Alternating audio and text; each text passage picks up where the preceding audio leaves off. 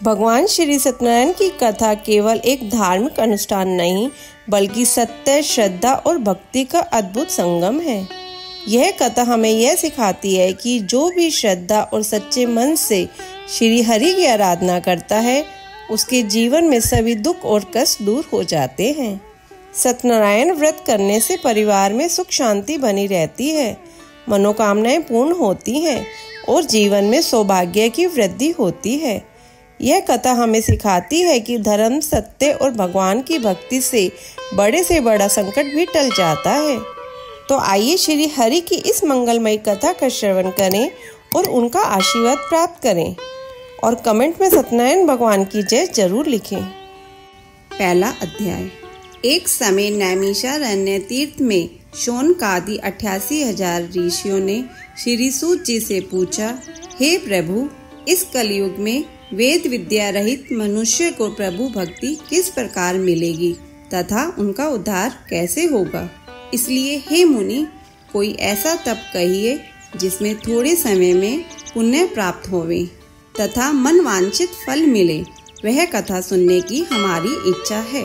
सर्वशास्त्र ज्ञाता जी श्री सूत जी बोले, हे वैष्णव में पूज्य, आपने सब प्राणियों के हित की बात पूछी है।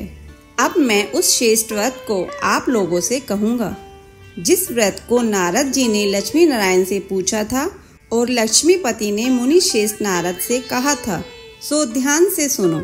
एक समय योगीराज नारद जी दूसरों के हित की इच्छा से अनेक लोगों में घूमते हुए मृत्यु लोक में आ पहुँचे।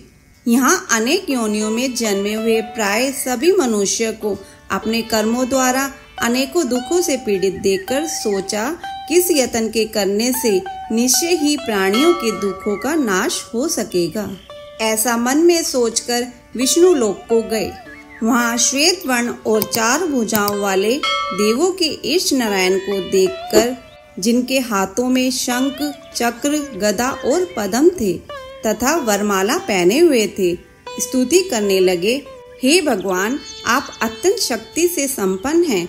मन तथा वाणी भी आपको नहीं पा सकती। आपका आदि मध्य अंत नहीं है। निर्गुण स्वरूप सृष्टि के आदि भूति व भक्तों के दुखों को नष्ट करने वाले हो। आपको मेरा नमस्कार है। नारद जी से इस प्रकार की स्तुति सुनकर विष्णु भगवान बोले, हे मुनिश्रेष्ठ, आपके मन में क्या है? आपका किस काम के लिए आगमन हुआ है? निसंकोच कहो। तब नारद मुनि बोले, मृत्यु लोक में सब मनुष्य जो अनेक योनियों में पैदा हुए हैं, अपने अपने कर्मों के द्वारा अनेक प्रकार के दुखों से दुखी हो रहे हैं। हे नाथ, मुझ पर दया रखते हो तो बतलाइए कि उन मनुष्य के सब दुख थोड़े से ही प्रयत्न से कैसे दूर हो सकते हैं? श्री भगवान जी बोले, हे नारद, मनुष्य की भलाई के लिए तुमने बहुत अच्छी बात पूछी है। जिस काम के करने से मनुष्य मोह से छूट जाता है, वह मैं कहता हूँ। सुनो, बहुत पुण्य देने वाला स्वर्ग तथा मृत्यु लोक दोनों में दुर्लभ एक उत्तम व्रत है। आज मैं प्रेम वश होकर तुमसे कहता हूँ, सत्यनारायण का यह व्रत अच्छी तरह विधि पूर्वक करके मनुष्य आयु पर्यंत यहाँ सुख भोग कर मरने पर मोक्ष को प्राप्त होता है। श्री भगवान के वचन सुनकर नारद मुनि बोले कि उस व्रत का फल क्या है, क्या विधान है और किसने यह व्रत किया है और किस दिन यह व्रत करना चाहिए, विस्तार से कहिए। भगवान बोले, दुख शोक आदि को दूर करने वाला, धन धान्य को बढ़ाने वाला, सौभाग्य तथा संतान को देने वाला यह व्रत सब स्थानों पर विजयी करने वाला है। भक्ति और श्रद्धा के साथ किसी भी दिन मनुष्य श्री सत्यनारायण की प्रातः काल के समय ब्राह्मणों और बंधुओं के साथ धर्मपरायण होकर पूजा करे। भक्ति भाव से नैवेद्य, केले का फल, घी, दूध और गेहूं का चूर्ण सवाया लेवें। गेहूं के अभाव से साठी का चूर्ण, शक्कर तथा गुड़ लें और सब भक्षण योग्य पदार्थ जमा करा के भगवान के अर्पण कर देवें तथा बंधुओं सहित ब्राह्मणों को भोजन करावें। पश्चात स्वयं भोजन करें। नृत्य, गीत आदि का आचरण कर सत्यनारायण भगवान का स्मरण करते हुए समय व्यतीत करें। इस तरह व्रत करने पर मनुष्य की इच्छा निश्चय पूरी होती है। विशेषकर कली काल में भूमि पर यही मोक्ष का सरल उपाय है। श्री सत्यनारायण व्रत कथा का प्रथम अध्याय संपूर्ण। बोलो श्री सत्यनारायण भगवान की जय। दूसरा अध्याय। सूत जी बोले, हे ऋषियों, जिसने पहले समय में इस व्रत को किया है उसका इतिहास कहता हूँ, ध्यान से सुनो। सुंदर काशीपुरी नगरी में एक अत्यंत निर्धन ब्राह्मण रहता था। वह भूख और प्यास से बेचैन हुआ नित्य पृथ्वी पर घूमता था। ब्राह्मणों से प्रेम करने वाले भगवान ने ब्राह्मण को दुखी देखकर बूढ़े ब्राह्मण का रूप धर उसके पास जा आदर के साथ पूछा, हे विप्र, नित्य दुखी हुआ पृथ्वी पर क्यों घूमता है? हे श्रेष्ठ ब्राह्मण, यह सब मुझसे कहो, मैं सुनना चाहता हूँ। ब्राह्मण बोला, मैं निर्धन ब्राह्मण हूँ, भिक्षा के लिए पृथ्वी पर फिरता हूँ। हे भगवान, यदि आप इसका उपाय जानते हो तो कृपया कर कहो। वृद्ध ब्राह्मण बोला कि सत्यनारायण भगवान मनवांछित फल देने वाले हैं, इसलिए हे ब्राह्मण, तू उनका पूजन कर, जिसके करने से मनुष्य सब दुखों से मुक्त होता है। ब्राह्मण को व्रत का सारा विधान बतलाकर बूढ़े ब्राह्मण का रूप धारण करने वाले सत्यनारायण भगवान अंतर्ध्यान हो गए। जिस व्रत को व्रत ब्राह्मण ने बतलाया है, मैं उसको करूँगा। यह निश्चय करने पर उसे रात में नींद भी नहीं आई। वह सवेरे उठ सत्यनारायण के व्रत का निश्चय कर भिक्षा के लिए चला गया। उस दिन उसको भिक्षा में बहुत धन मिला, जिससे बंधुओं बांधों के साथ उसने सत्यनारायण का व्रत किया। इसके करने से वह ब्राह्मण सब दुखों से छूटकर अनेक प्रकार की संपत्तियों से युक्त हुआ। उस समय से वह ब्राह्मण हर मास व्रत करने लगा। इस तरह सत्यनारायण भगवान के व्रत को जो करेगा वह मनुष्य सब दुखों से छूट जाएगा। इस तरह नारद जी से नारायण का कहा हुआ यह व्रत मैंने तुमसे कहा। हे विप्रो, मैं अब और क्या कहूँ? ऋषि बोले, हे मुनीश्वर, संसार में इस ब्राह्मण से सुनकर किस किस ने इस व्रत को किया, हम वह सब सुनना चाहते हैं। इसके लिए हमारे मन में श्रद्धा है।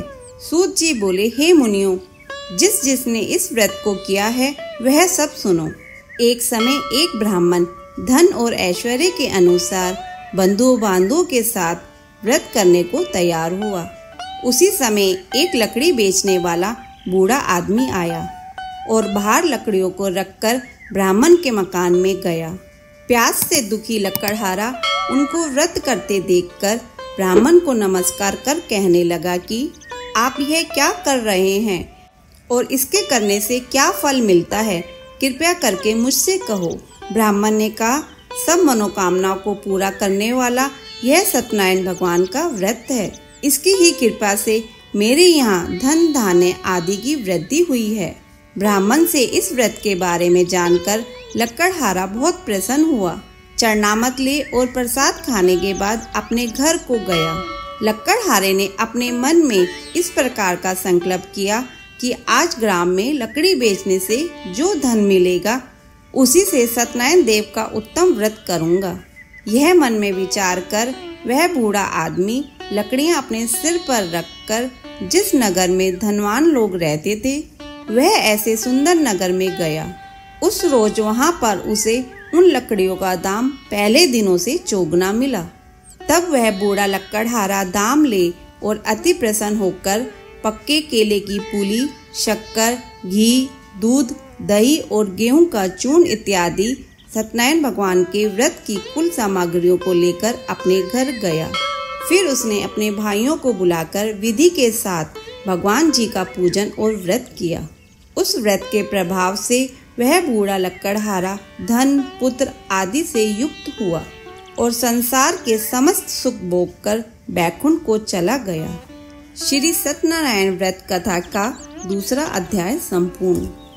बोलो श्री सत्यनारायण भगवान की जय। तीसरा अध्याय। सूत जी बोले, हे श्रेष्ठ मुनियों, अब आगे की कथा कहता हूँ, सुनो। पहले समय में उल्का मुख नाम का एक बुद्धिमान राजा था। वह सत्य वक्ता और जितेंद्रिय था।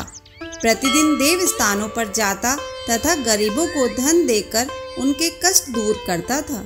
उसकी पत्नी कमल के समान मुख वाली और सती साध्वी थी। भृतशीला नदी के तट पर उन दोनों ने श्री सत्यनारायण भगवान का व्रत किया। उस समय में वहाँ एक साधु वैश्य आया। उसके पास व्यापार के लिए बहुत सा धन था। वह नाव को किनारे पर ठहराकर राजा के पास आ गया और राजा को व्रत करते हुए देखकर विनय के साथ पूछने लगा, हे राजन, भक्ति युक्त चित्त से यह आप क्या कर रहे हैं? मेरी सुनने की इच्छा है, सो आप यह मुझे बतलाइए। राजा बोला, हे साधु, अपने बांधों के साथ पुत्रादि की प्राप्ति के लिए ये महाशक्तिवान सत्यनारायण भगवान का व्रत व पूजन किया जा रहा है। राजा के वचन सुनकर साधु आदर से बोला, हे राजन, मुझसे इसका सब विधान कहो, मैं भी आपके कथानुसार इस व्रत को करूँगा। मेरे भी कोई संतान नहीं है और इससे निश्चय ही होगी। राजा से सब विधान सुन व्यापार से निर्वत हो वह आनंद के साथ घर गया। साधु ने अपनी स्त्री से संतान देने वाले उस व्रत का समाचार सुनाया और कहा कि जब मेरे संतान होगी तब मैं इस व्रत को करूँगा। साधु ने ऐसे वचन अपनी स्त्री लीलावती से कहे। एक दिन उसकी स्त्री लीलावती पति के साथ आनंदित हो सांसारिक धर्म से प्रवृत्त होकर सत्यनारायण भगवान की कृपा से गर्भवती हो गई तथा 10वें महीने में उसके एक सुंदर कन्या का जन्म हुआ। दिनों दिन वह इस तरह बढ़ने लगी जैसे शुक्ल पक्ष का चंद्रमा बढ़ता है। कन्या का नाम कलावती रखा गया। तब लीलावती ने मीठे शब्दों में अपने पति से कहा कि जो आपने संकल्प किया था कि भगवान का व्रत करूँगा, अब आप उसे करिए। साधु बोला, हे प्रिय, इसके विवाह पर करूँगा। इस प्रकार अपनी पत्नी को आश्वासन दे वह नगर को गया। कलावती पितृगृह में वृद्धि को प्राप्त हो गई। साधु ने जब नगर में सखियों के साथ अपनी पुत्री को देखा तो तुरंत दूत बुलाकर कहा कि पुत्री के वास्ते कोई सुयोग्य वर देखकर लाओ। साधु की आज्ञा पाकर दूत कंचन नगर पहुंचा और वहां पर बड़ी खोज कर देखभाल कर लड़की के लिए सुयोग्यवाणिक पुत्र को ले आया। उस सुयोग्य लड़के को देखकर साधु ने अपने बंधु बांधवों सहित प्रसन्नचित अपनी पुत्री का विवाह उसके साथ कर दिया। किंतु दुर्भाग्य से विवाह के समय भी उस व्रत को करना भूल गया। तब श्री भगवान क्रोधित हो गए और श्राप दिया, तुम्हें दारुण दुख प्राप्त होगा।